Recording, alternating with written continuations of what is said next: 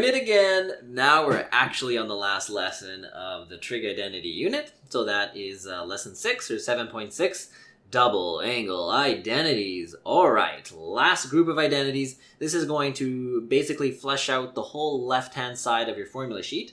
So we call these double angles basically because we're going to be looking at things that look like sine 2 theta and cos 2 theta. And basically identities for those two things. So it's a double angle because it's 2 theta or double. Where does it come from? Right, well, if you take your formula from the other day, which was the sine alpha plus beta formula, and if you go take it and instead of writing alpha plus beta, you write theta plus theta, then you would have sine 2 theta. So where it comes from is literally just taking the definition of the alpha plus beta formula and plugging in theta everywhere. So I'm just writing that out right down here. So this is on your formula sheet, right? This is sine alpha plus beta, but I plugged in theta plus theta. So when you group everything, you got a sine theta cos theta plus a cos theta sine theta. The order doesn't matter. These are actually like terms. So sine 2 theta is actually equal to 2 sine theta cos theta. All right, happy face for that one. We can do the same thing basically with, this should say cos theta, my bad. So where does cos 2 theta come from? Same thing. Go grab the identity for cos alpha plus beta, right? But write it with theta plus theta. So that identity is cos theta times cos theta, subtract sine theta times sine theta. So because you're multiplying those together, you're going to get cos squared theta minus sine squared theta, and that is cos 2 theta. Again, just notice the notation. If you have a squared or higher power on a trig function, you write the power first and then the variable. Perfect. There are more double angle identities. So if we go back to this one right here, we can actually find 2 more versions of it. So basically, I could plug in for cos squared theta. I know that that is 1 minus sine squared theta. That was one of the first identities that we covered. So if you plug that in into this one here, then that would be 1 minus sine squared theta. So that's the cos squared theta. And then you still have subtract sine squared theta. So now you have 2 of these sine squared theta. So you have 1 minus 2 sine squared theta. So this is an identity that you can use. And similarly, if I plug in for the sine squared, that's going to be 1 minus cos squared theta, right? And this is all coming from this identity, the very first one we learned, which is very important. Like if you're going to memorize just one, I don't recommend it, but if you're going to memorize just one, you're going to want to memorize this one in all its forms, right? So sine squared theta is 1 minus cos squared. So if you plug that in, you're going to get 2 cos squared theta minus 1. Okay, these are 2 very useful versions because they only have 1 trig ratio. So instead of having the cos squared and the sine squared, you just have the 2 instead of having 2 trig ratios, you could just have 1. That's what I'm trying to say. So that's quite a bit more useful. So I'm just going to dig up the formula sheet. So here's the formula sheet. The double angle formulas are the ones down here. Now they use alpha, so don't let that throw you off. You're going to notice that I think they just did it on purpose. Some of them are theta, some of them are alphas, but all those ones I went through are down here. So cos 2 theta has this definition, which is the one we were just looking at, right? And then 2 other ways of writing it are what we just covered. So you can write it as 1 minus 2 sine squared theta or 2 cos squared theta minus 1. We'll look at the tangent one after. We don't derive it or anything, but there is also one for tan 2 theta. On the exam, you can definitely expect something to come up, usually with the cos, but it'll be something with the double angles, and it's generally one of these first 4. They tend to stay away from the tangent one for some reason, at least lately. So, what kind of questions are we going to get? Right, here's all the formulas again. These ones are in your notes. I just showed you the ones on your formula sheet. So you might get some questions like this. Very similar to questions from yesterday, just now we now have our double angle identities as well. So you saw this question yesterday. This is a shorter version of that 4-mark question we did. This one would generally be 2 marks. They usually give you like half a mark or a mark to identify the correct formula and then a mark for getting the right answer. So if we look at A, it says, given that an angle theta is in standard position, we have our terminal arm in quadrant 4 and cos theta equals 2 over 5. So what that is telling you is just laying out the land for what the ratios are going to be. Okay, so here's theta, and we know that cos theta is 2 over 5. Of course, we remember that the format is x over r, so the x value is 2, the r value is 5. You'd have to find the y value, right? So use Pythagoras. We know y squared is r squared minus x squared. You pop it all in here, so we're going to get 25. When you go 5 squared, subtract 2 squared, which is 4. So y is the square root of 21. And you would just leave it like that as an exact value. So now they're looking for sine 2 theta. Well, go look on your formula sheet and sine 2 theta. The only identity you have for it is 2 sine theta cos theta. So you're looking at this and you're like, okay, I know cos theta. I need to find the ratio for sine theta. Well, you just found what y is. And sine theta is y over r. So sine theta is square root 21 over 5. All right, so now you know both of them. So in this case, sine 2 theta, so you can write it all out. Sine 2 theta is equal to 2 times sine theta. The ratio for sine theta is square root 21 over 5. And the ratio for cos theta was given as 2 over 5. So generally it'd be like half a mark for this, half a mark for substituting in, and then usually 1 mark for the answer or something like that. So now you just got to do the math. Okay, so 2 times square root 21 times 2 is 4 times square root 21 over 5 times 5, 25. You can leave your answer like that. Just carefully read the question. If it says like fully simplify or simplify, if it just says evaluate or find, you don't need to simplify anything. So that's part A.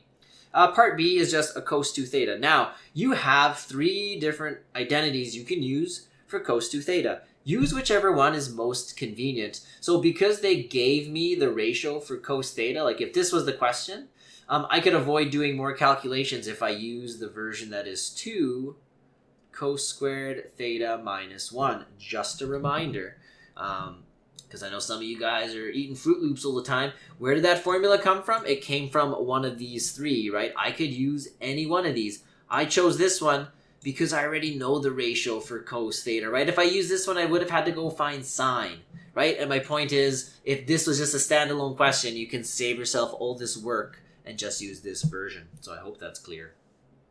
So, all right. Plug in. So cos squared theta, that means I plug in the ratio, which is 2 over 5. And I square it. And then I subtract 1. And that is cos 2 theta. So that would be good for work. Now you can just jump to your final answer. So when I square this, I'm going to get 4 over 25. And then times 2. So that's going to be 8 over 25. And then subtract 1. So get a common denominator. So 1 is 25 over 25, and just about there. You're going to get negative 17 over 25. And you're done! Yay! Round of applause! Woo! Perfect. We're motoring. Only got on slide 7, 11. All right, next example. Well, yeah, they can give you one of these ones again. So here's a tangent question, so we'll look at that. And then just another one of these. So in this case, we are in quadrant 3, and they gave us sine theta as negative a third. So remember, there's only one identity for the sine 2 theta, right? So back to your formula sheet. The only one you have is this very first one right here. It's the only one you have. So you have no option but to use sine 2 theta, and that equals 2 sine theta cos theta. Now, what I recommend you do is actually pause the video. Okay, so you have sine theta. Go find cos theta. Pause the video. Pause it right now. Pause it. Have you paused it yet? Okay. If you paused it and you did it, this is what you should get. So, I know the ratio for sine theta. It is negative a third. Cos theta, I went and calculated it. I got negative square root 8 over 3. And I'm not going to simplify that even though I could. So 2 times -1 times negative square root 8 gives me positive 2 square root 8 over 3 times 3, 9. And U is done. Woo! Another one done. Okay. So the tan 2 theta. Well, we only have the one identity for it. So it's this one here. You'll just have to trust me that it works. I promise you it does. I wouldn't lie. So there we go. So how are we going to get this one? Again, you're in the same situation, quadrant 3, right? So you're over here. And you could pause the video here potentially if you wanted to. But yeah, I already have everything. That's -1, that's 3, and this is negative square root 8. So you have all that. You know that your tan theta ratio is y over x. So in quadrant 3, it's positive. So it's going to be 1 over square root 8. Do you have to rationalize this? Not necessarily. You can leave it like that. What am I going to do? I guess I'll just leave it like that. Just watch out. If it says fully simplify, then you have to. But generally, they'll just say evaluate on a question like this. So let's try just popping it in as is. So we got 2 tan theta is 1 over square root 8 over 1 minus 1 over square root 8. And be careful, it's squared. So square it. All right, in the numerator, you're going to get 2 over square root 8. In the denominator, and I'm just going to scroll down here, you're going to get, well, 1 squared is 1. The square root of 8 squared is 8. So you're going to have to subtract 1 over 8. And I'm going to go ahead and get a common denominator right now. So I'm going to write that as 8 over 8. So down here in the bottom, in the denominator, you're going to have 7 over 8. Okay, so you got this big giant fraction. You got this divided by 7 over 8. Remember how to deal with it. You recopy the first fraction. This is grade 9 stuff. Do the reciprocal of this and change it to a multiplication. There we go. Now we can simply go ahead and, well, don't do that. Do it down here. So 2 times 8 is 16, and then you get 7 times square root 8, and that is tan 2 theta. Keep in mind, you can't do it the way I did. You got to write tan 2 theta all the way down. It's our note, so I'm saving some time. So there it is. If it said fully simplify, right, just in case, I don't want anyone to not realize they may have to do this, right? The square root of 8 is the square root of 4 times the square root of 2. So you can pull out a 2, and you get 14 square root 2, and then you can simplify these, right? This is going to be 8. This is going to be 7. So that's fully reduced.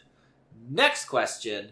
All right, the going backwards question. We've arrived to my favorite part, where now what's happening is sometimes they give you the identity and they ask you to solve it. So it's sort of important that you kind of memorize these things a little bit to at least know that if you see a sine cos theta thing, you're like, it might be one of those double angle identities, and just go confirm. So what they've done here is they've replaced the theta with pi over 8. But I'm looking at this and I'm like, hey, this is sine 2 theta. Except the theta value is pi over 8. So an equivalent form of this would be saying sine of 2 times pi over 8. Hey, 2 times pi over 8, that's sine of pi over 4, which is a value that you actually know. So this whole quantity equals square root 2 over 2.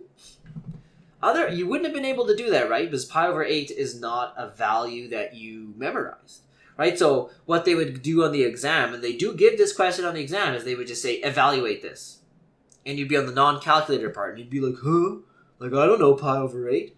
So that's a sign to you that it's probably some sort of trig identity, okay?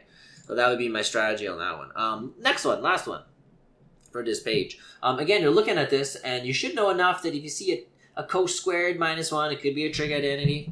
And, sure enough, you have 3 versions of it. And, here's 2 cos squared theta minus 1. So that's cos 2 theta. So this thing is equal to cos 2 theta. What's your theta value? This is your theta value. So your theta value is pi over 12. So go cos 2 times pi over 12, right? Not a value that you memorized. However, when you go 2 times pi over 12, you get cos pi over 6. So they'll always work out on the non-calculator part. That's a value that you know. It's square root 3 over 2. Hooray! We're done. All right, 2 more slides. And these are all just identities, right? So sometimes in proving an identity, you might have some double angle formulas that pop up. Really, any of these are game. Any of these things are game. You can use them in any identity. In general, they stick to these 3 and different versions of them, and they stick to sometimes these ones down here. They generally don't use them in the identity question. It's usually one of these or some rearrangement of those. All right, so let's take a look at these. Again, just got to do lots of practice on these. There's no obvious place to start. Although in this one, my intuition is kind of saying like, okay, well, tan theta is sine theta over cos theta. So I need to get this left-hand side to basically look like that. So obviously I see a double angle here, okay? And you have a couple different options, right? There's 3 different options that you can use. Keep in mind you're trying to get sine theta in the top, right? So I'm probably not going to use this one with the cos squared in it. I'm probably not going to use this one either because it's got a cos squared. So the only one that seems reasonable to try would be plugging in 1 minus sine squared theta. So I plug that in for the cos 2 theta. Now the sine 2 theta, that's easy. There's only one that we know, and it's 2 times sine theta cos theta. All right. Can we get anything to reduce out? Well, 1 subtract 1 is 0. And then don't forget that this negative also applies to that. So you just get sine squared theta over 2 cos theta sine theta. I changed the order by accident. Oh, I missed something here. I think I missed the 2. I do believe. Yes, I did. Yeah, cos 2 theta, see right here? It's 1 minus 2 sine squared theta. So I apologize. There should have been a 2 in here. There we go. So you're going to get a positive 2. You go negative times negative 2. So you get positive 2. So the 2's cancel. The sine squared cancels the sine theta. And you're just left with sine theta in the numerator and cos theta in the denominator. And that's equal to the right-hand side. Put a smiley face. There we go. That was tricky. Okay. This one here, well, you're looking at this and you're like, hey, Demiro, we didn't do a cosecant 2 theta. And I'm like, yeah, man, you're right. So we're going to have to work on this side and make it look like this. Okay, this one here is sine theta plus cos theta squared. We don't have an identity for that, so I'd recommend that you FOIL this out, right? So I'm going to go off to the side. I'm going to go sine theta plus cos theta. And sine theta plus cos theta, right? Foil it out. So I'm going to write what I get down here. I'm going to get a sine squared. And I know I'm going to need a bit more room, so I'm just going to go over here. So I'm going to get a sine squared theta. Then I'm going to get sine theta cos theta. And then I get a cos theta sine theta. That's the same thing. So you have 2 sine theta cos theta. And then cos theta times cos theta, that gives you cos squared theta. Now, in the bottom, for now, because I don't know what's going to happen with the top, I need to get this. I'm going to sort of leave the sine 2 theta and just see what happens, right? I know that it's just going to be this if I need it, so I'm going to leave it for now. Check this out. Sine squared theta plus cos squared theta. That's equal to 1, right? That was the first identity that we ever learned. Sine squared theta plus cos squared theta equals 1. Everything's being added, so I can change the order. And I can go ahead and just write 1 plus 2, and I haven't changed this part. Sine theta cos theta. All right, over sine 2 theta. All right, what is going on here, brother? Well, I think I'm going to split this up. Keep in mind that cosecant theta is 1 over sine theta, right? So cosecant 2 theta would actually be 1 over 2. It would be 1 over sine 2 theta. So I'm glad I kept it like this. I'm going to split this up. So I'm going to go 1 over sine 2 theta. So this is going to give me my cosecant 2 theta. Plus, then you have 2 over 2 sine theta cos theta. But I need to get 1. Okay, so I'm going to rewrite the sine 2 theta. The definition of sine 2 theta is 2 sine theta cos theta. Okay, so I'm doing it this way because you're proving it, right? You can't skip steps. So I need to clearly show, like, you don't even have to circle those, but you need to clearly show going from here to there. So I can be like, oh, okay, they plugged in 1. Then they did a common denominator. Over here, they left the sine 2 theta because that's going to give them cosecant 2 theta. And then over here, everything cancels, right? You got the same numerator and same denominator, so that just gives you 1. And now you have it equal to the left-hand side. Now, that one was kind of tricky. I would say it's just a little bit trickier than what you might expect on the exam. But I think it's important to do just a little bit harder, but not too much harder. So, showed you just one of what you could get. All right, now there's 2 more. Oh gosh, do we want to do them? Oh, so boring. Let's just do one together, and then what I'll do is I'll just if you need the other one, you can do it. I'm gonna stay away from B. Reason being is just I've never seen them do this on the exam. They could. Like, you technically know the definition.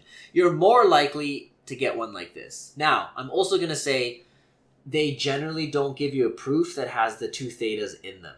Okay? So when they give you, there is always a proof question, they generally just stick to these ones here. Okay? They give you other questions for the double angle stuff.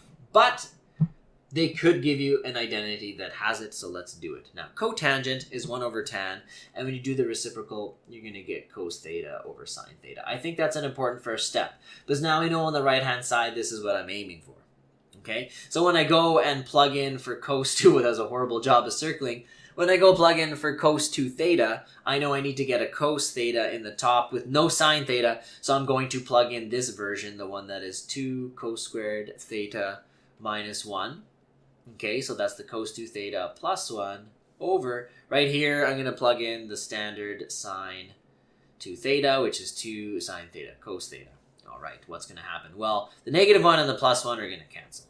Okay, 2 divided by 2 is going to also cancel out to 1. And then you have cos squared theta divided by cos theta, so you lose the squared and you lose that, and you're going to get cos theta over sine theta. So, that's equal to... what is this? The left-hand side? Hooray! We're done. I'm going to say skip this one. Don't do it.